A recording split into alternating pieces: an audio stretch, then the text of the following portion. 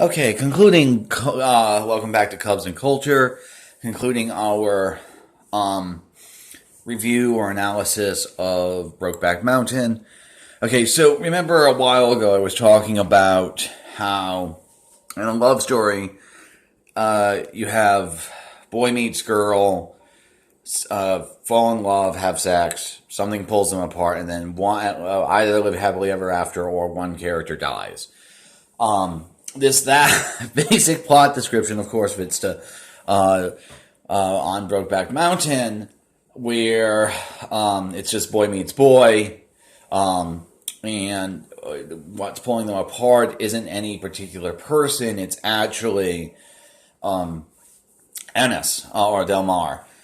So I'm going to argue that Del Mar is ultimately not just a protagonist, but he's actually the antagonist of this film, tragically.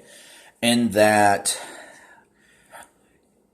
here's the thing, Del Mar is repeatedly offered solutions to the problem by Jack. Move in together, move to Texas, go to Mexico, et cetera, et cetera, et cetera. And Del Mar says no. And then the other thing about this is you get the sense, because of his parents dying early, and then also the scene in which allegedly he was shown, again, allegedly, basically a gay hate crime against a gay person, and that sort of scarred him. That he has and then he always seems to be worried about people catching on, and the scene in which he is discovered by Elma, his at this point ex-wife, is sort of his most unhinged moment. So I would actually argue that Del Mar, it functions much more as the antagonist of this film. You still feel really bad for him at the end, but ultimately, Jack's actually the protagonist. Anyway, the thing is, and I want to bring this out, is one of the reasons why I sort of see the queer content in this film as sort of incidental is Del Mar's problem isn't just he's afraid to live his life out as someone who's love of man. It's also specifically about sort of conflicting societal roles that is being thrust upon him, about especially around traditional masculinity. So it's not just like Del Mar's problem. It's not just either societal homophobia or internalized homophobia, depending how you read the critical scene, which I'll talk about in a moment. It's also the conflict between, he's sort of a broken. He's sort of a broken person because he can't express, because of the way in which society has thrust him into this role as basically a ranch hand. He is denied the resources or the ability to balance sort of his desires to do right by his family, do right by his ex-wife or his wife, depending on the point in the story, or doing right by Jack, but also then doing right by being able to survive in a capitalistic society. Right? So the thing that sets off sort of the big fight between Del Mar and Jack isn't Del Mar dating a waitress or anything like that. It's actually a very basic thing that they can't see each other 1 month because of Del Mar needing to work. So it's not just that it's this man who can't deal with being a man, that somehow his conception of masculinity or toxic masculinity, how you want to put the point, doesn't allow him to express that he loves another man.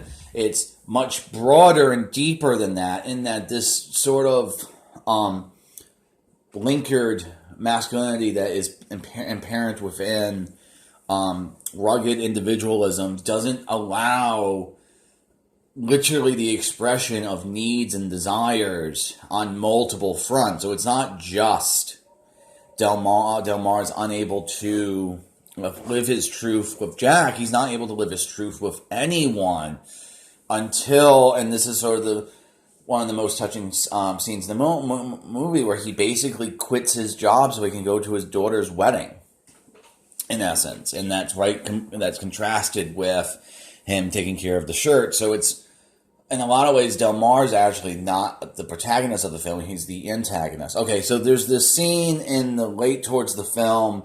It fills the convention of one of the lovers dying, and it's Jack's death, and it's told in past tense to Del Mar by Jack's wife, who, again, you sort of get the sense that she it's not clear, it's not in the text, but possibly she knows that Jack was having affairs with men. And so she tells this story about how he was changing a tire, and he just, through an accident, gets hit in the face and drowns in his own blood. Then there's a scene in which that when she's telling this is a scene of which of Jack character being beaten to death by three men, and it's not clear if it's supposed to be a thought of Del Mar because Jack's wife is lying, or let me rephrase that. That it's something that actually happened. And Jack's wife is lying, or it's an internalized fear from Del Mar's perspective, where it didn't, like, Jack actually, he wasn't gay bashed, he was actually died, exactly like the wife isn't lying. It's just Del Mar's internalized homophobia having that fear, and it's gloriously ambiguous, because in a way it doesn't really matter, because either it's homophobia, or this inability to express sort of your deep truths about yourself, is both because society punishes you and because you are afraid to do so. And one of the things that's sort of interesting, sort of tragic about this film it takes place from 1963 to 1983. It's not inconceivable that that Jack, going back to sort of what the straight man have been writing, Anna Pollux, that they could have gone to San Francisco. Part of their relationship occurs post Stonewall, or post Compton Cafe, post Harvey Milk being elected, etc. The real tragedy. It's both. That's the sort of rural society they're in. Won't, like, not only doesn't allow them this possibility, the show has crushed sort of their sense of taking care of themselves and their emotional well-being, that the thought never even occurs to Del Mar to move to San Francisco, because he's so blinkered in this way, and that's why it's so sad, and it's why it's so hard for me to watch, because it's society has given Enes Del Mar the society has built the prison that he's in, but he himself locks the door, or he helps society build the prison he is in. However you want to put the point.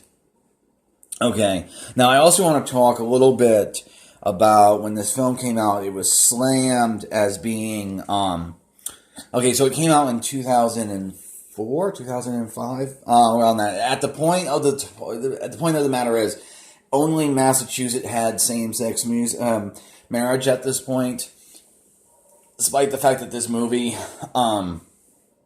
doesn't even bother with it's so beside the point to talk about same-sex marriage and the connection to this movie. A lot of people slammed it as being political, because, or as one Fox News person, that it's a wet kiss to the gay community. And here's the thing: I actually absolutely agree that this movie is deeply, very political. Not because it's because it's not overtly political.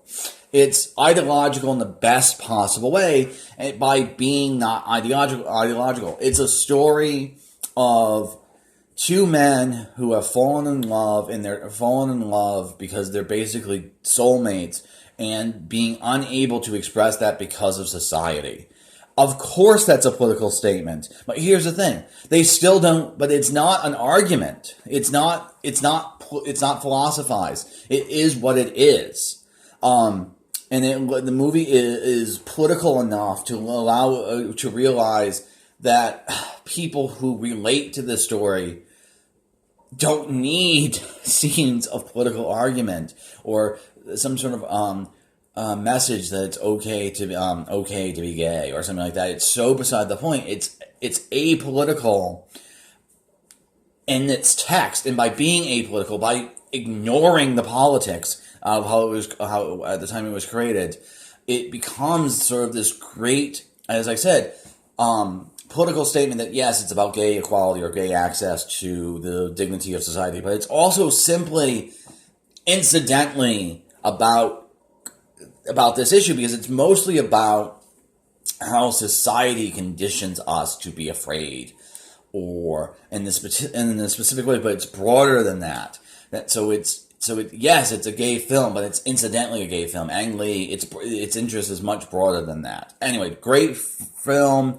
One of my favorite films of all time. Absolutely beautiful. Should have won Best Picture, damn it. But anyway, that's it. See you in a bit. See you tomorrow. Cubs and Culture out.